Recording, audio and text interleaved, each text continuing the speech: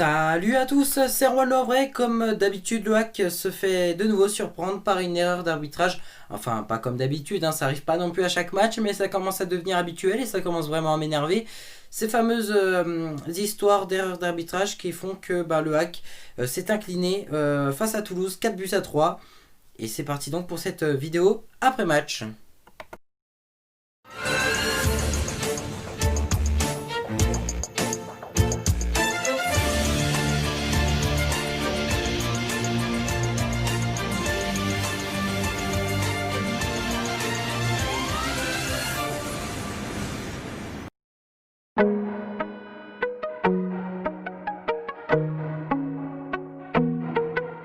On va commencer comme d'habitude par le résumé de la rencontre. La rencontre qui s'est jouée au stadium de Toulouse à 15h hier après-midi. Le match qui était diffusé sur beIN Sport. La moindre des choses qu'on puisse dire, c'est que le hack était absent lors de la première période. Et une super entame de match pour les Toulousains parce que Toulouse marque déjà à partir de la deuxième minute de jeu, je dirais même au bout de 1 minute 45, avec un but de l'anglais Illy qui marque un but pour Toulouse. Et très vite, Toulouse arrivera même à faire le break. Et à la 12e minute, du coup, 2-0 pour Toulouse. Et là, je me dis, le hack, c'est bon. Ils vont nous refaire le remake du match contre Sochaux. Et finalement non, puisque Mbemba est remplacé par Bonnet, puisque Mbemba est donc blessé. Et donc, voilà, entrée de Bonnet. Et c'est Bonnet qui arrive à réduire l'écart à la 19e minute de jeu. Et là, c'est vrai que je commençais de nouveau à y recroire tout doucement et à espérer que le hack fasse quelque chose.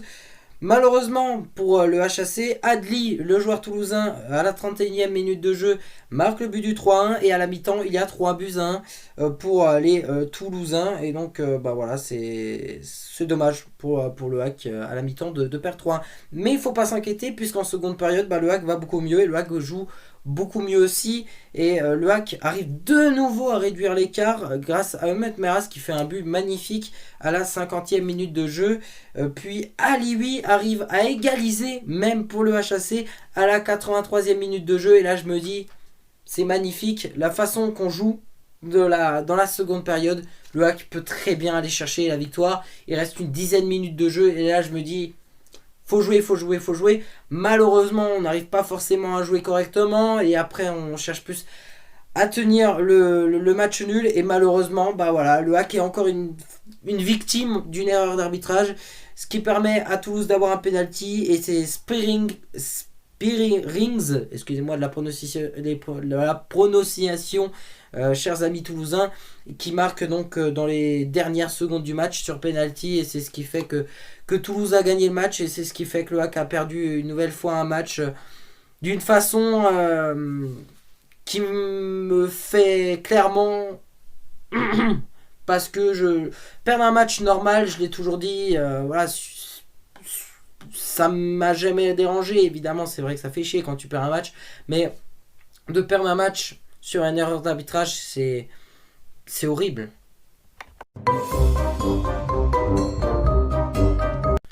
Et c'est parti donc pour notre 100% hack. Donc j'ai à peu près tout détaillé. Le hack, donc dans sa globalité du match, a fait une première période plutôt compliquée où on n'a pas forcément très bien joué, où voilà, il y avait un certain manque de motivation. Enfin, je sais même pas si c'est une question de motivation, mais nos entames de match, elles sont nulles. Et ça, c'est quasiment à chaque match. Là, je suis obligé de le dire, on est nul dans les entames de match.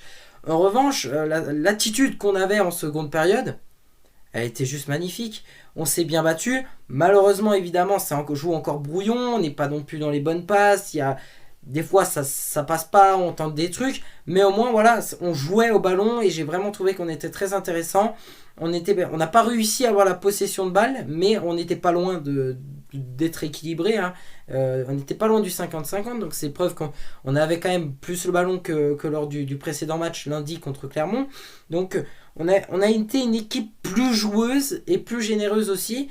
Aujourd'hui, on peut être fier, même malgré qu'on perd le match 4-3, on arrive quand même à marquer 3 buts. Effectivement, on prend 4 buts et on prend certains buts sur des erreurs défensives. Et puis voilà, on perd Pour moi, je pense qu'on aurait pu chercher cette victoire. Je pense que ça aurait été possible, honnêtement.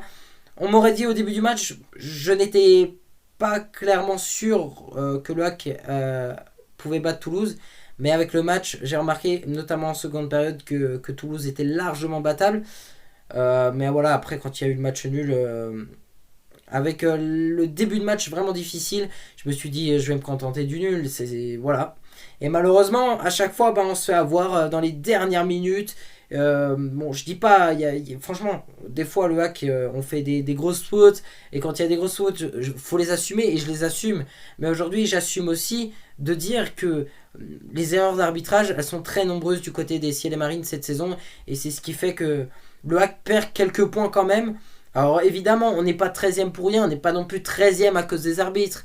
Mais aujourd'hui, on est 13e aussi, et ça fait aussi en partie, puisque c'est tout un ensemble. Les arbitres font partie aussi de nos erreurs, de notre classement actuel, qui est juste décevant. Donc voilà, dernier match avant les vacances de Noël, ce sera mardi, ce sera contre Rodez. Honnêtement, si le HAC joue contre Rodez comme on a joué face à Toulouse, je pense que on devrait battre Rodez sans problème. Donc il va falloir poursuivre là-dessus et toujours avoir cette envie de gagner les matchs. Et j'ai bien aimé, c'était Alexandre Bonnet qui a été juste magnifique.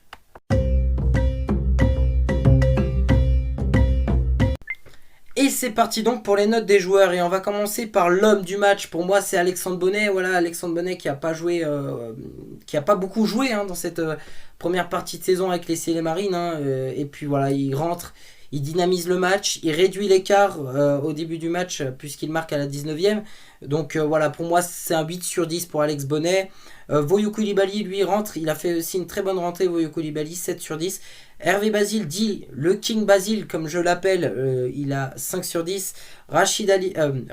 Nabil Alioui, 6 sur 10. Il a fait une bonne rentrée Nabil, il a été intéressant mais il faut continuer, ça va rentrer. Imad Abdelli 7 sur 10, Jamal Thierry 4 sur 10.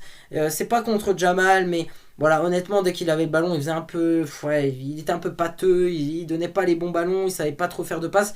Après, évidemment, pour tout ce qui est offensif, ok, c'est pas forcément non plus que de sa faute, mais il a pas non plus été exceptionnel. Quentin Cornet, pour moi, ça a été le moins bon du match, 3 sur 10. Je sais pas trop ce qu'il tentait, des fois il tentait de faire des trucs, mais il y avait même pas de joueur à côté. Non, mais.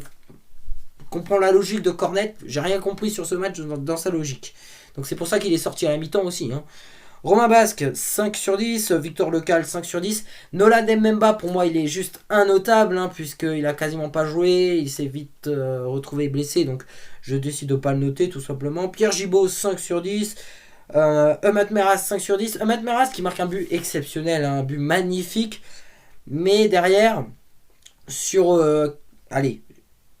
On peut être sympa, je vais dire au moins sur un but de Toulouse, c'est au moins lui le coupable.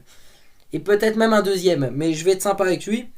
Ensuite, pour la défense centrale des Ciel et Marines, c'était plutôt pas mal. Ertugrul, Ersoy et Mayembo qui comptabilisent un 7 sur 10. Pour moi, c'était le meilleur match de Mayembo sous le maillot Ciel et Marines. Il a fait des trucs, mais juste ouf. Il a réussi à très très bien défendre. Et puis on termine avec Mathieu Gorgelin, un match plutôt correct. Voilà, il se prend le penalty, bon c'est pas de sa faute, mais il a fait des très beaux arrêts, Mathieu Gorgelin, ce qui fait que Mathieu Gorgelin a un 7 sur 10. Et voilà, c'est tout pour cette vidéo. Merci à toutes et à tous d'avoir suivi. Tout de suite, il faut aller dans la description puisqu'il y a les résultats de cette 16e journée de la Ligue de BKT ainsi que le classement actuel de cette Ligue de BKT. Mes réseaux si vous voulez me suivre et puis etc. Vous en avez l'habitude maintenant, la team Erwan Le Havre 76 et oui. Et puis moi je vous dis à mardi pour l'avant-match de la 17e journée de Ligue de BKT. Le dernier match avant Noël, ce sera donc contre Rodez. Donc c'est tout pour cette vidéo les gars. Et puis on se retrouve mardi.